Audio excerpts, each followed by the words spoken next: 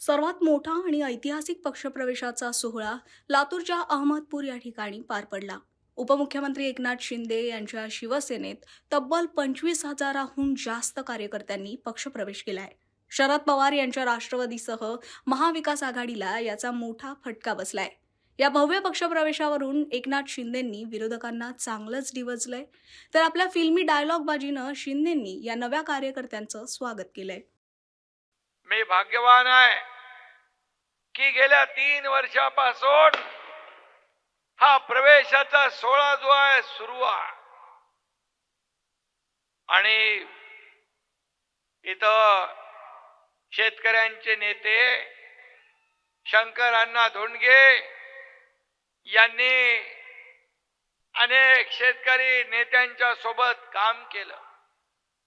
त्यांनी प्रवेश केला. बच्चूभाऊ कडू गोरगरिबांचा नेता, दिव्यांगांचा नेता, शेतकऱ्यांसाठी कष्टकऱ्यांसाठी काम करणारा नेता, त्यांनी देखील शिवसेनेमध्ये प्रवेश केला. काल परवा गेल्या आठवड्यात माजी खासदार आनंद परांजपे असतील, माजी आमदार, माजी मंत्री, अनेक लोक शिवसेनेमध्ये येतात. शिवसेनेसाठी आजचा दिवस ऐतिहासिक आहे, कारण आपल्या विनायकरावांनी शिवसेनेचा भगवा हातात घेतलाय आणि आज मी त्यांना शुभेच्छा दिलेल्या आहे.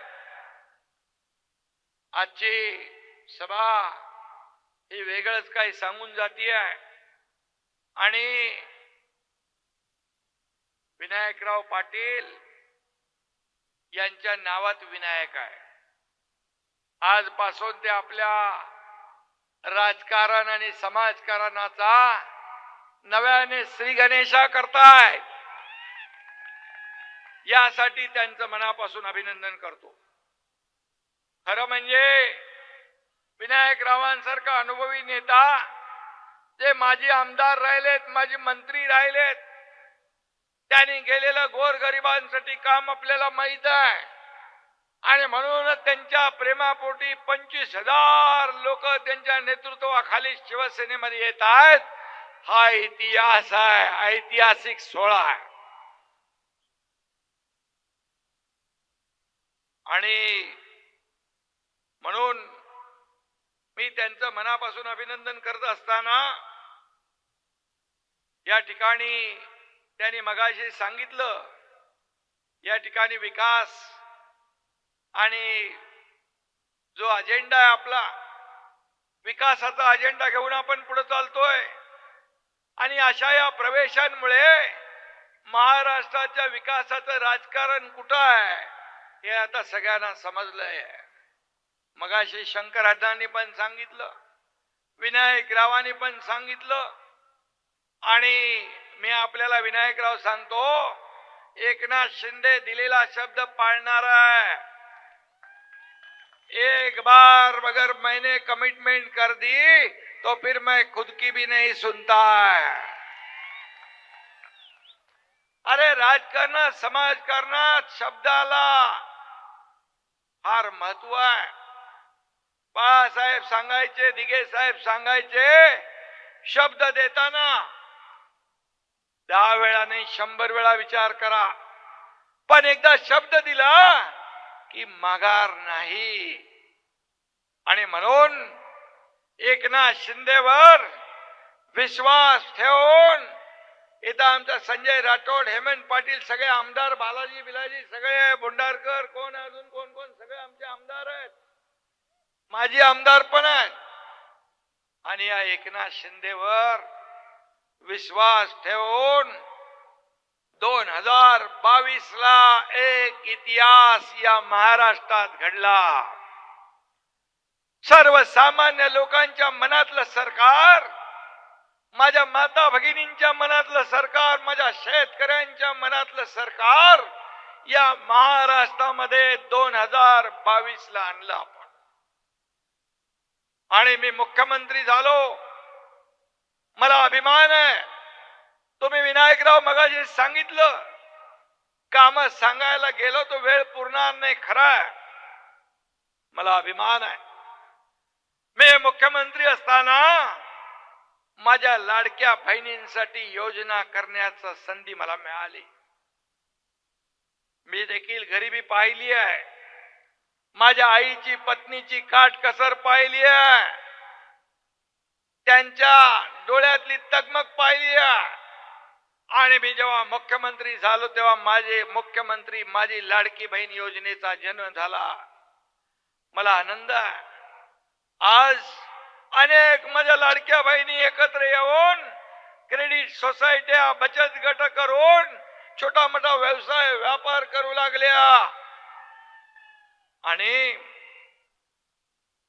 मला याचा आनंद आहे की त्यावेळेस अनेक लोकांनी खोडा घालण्याचा प्रयत्न केला, विरोध केला, कोर्टात गेले, परंतु तुमचा भाऊ एकदम मजबूतीने उभा होता आणि लाडकी बहीण योजना आम्ही सुरू केली.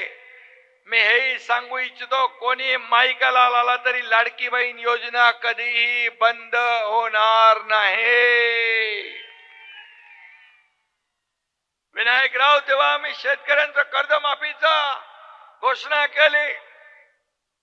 निवडणुकीच्या दरम्यान आश्वासन दिलं आणि ते आश्वासन देखील आता बजेटमध्ये मुख्यमंत्री देवेंद्रजीने या ठिकाणी ती घोषणा आम्ही केली. 30 जून पर्यंत शेतकऱ्यांचं 2 लाखापर्यंत विनायकराव कर्ज माफ होणार.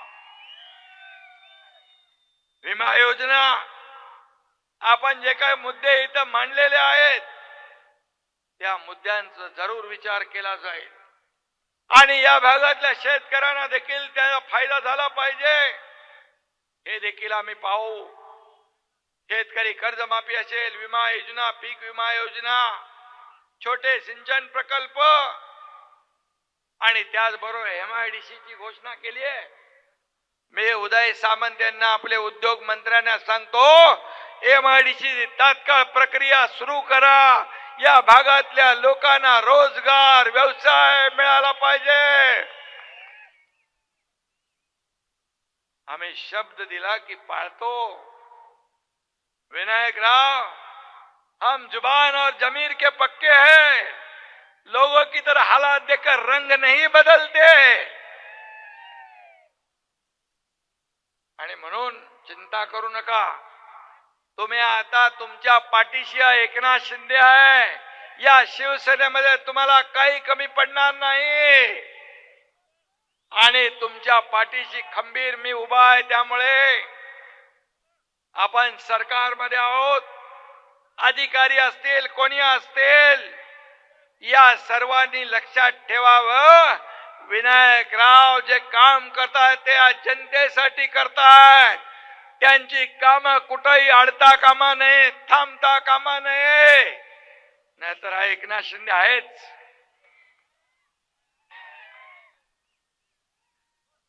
आणि म्हणून मी आपल्याला एकच सांगतो की आज शेतकऱ्यांसाठी हे सरकार सर्वसामान्यांचं आहे. शेतकऱ्यांचं आज मगाशी विनायकरावांनी पण सांगितलं, शंकर अण्णांनी देखील सांगितलं की पीक विमा देणार बाबा, पीक विमा देणार, पीक कर्ज ते सगळं आपण कर्ज माफ करणार, चिंता करू नका. हा एकनाथ शिंदे शेतकऱ्याचा मुलगा आहे आणि शेतकऱ्यासाठी जे काही करता येईल ते आपण करूया. शेतकऱ्याला कधी वाऱ्यावर आम्ही सोडणार नाही. आणि म्हणून शेतकऱ्यासाठीच काल बैठक होती. सिंचन प्रकल्पाच्या बद्दल, पाणी योजनेच्या बद्दल, त्याचबरोबर या मराठवाड्यातला दुष्काळ वाडा हा शब्द पुसून टाकण्यासाठी आपलं सरकार प्रयत्नशील आहे. आणि म्हणून नदी जोड प्रकल्पाचा काल उल्लेख झाला. नदी जोड प्रकल्पाच्या माध्यमातून या मराठवाड्यातला दुष्काळ आपल्याला पूर्ण नाहीसा करायचा.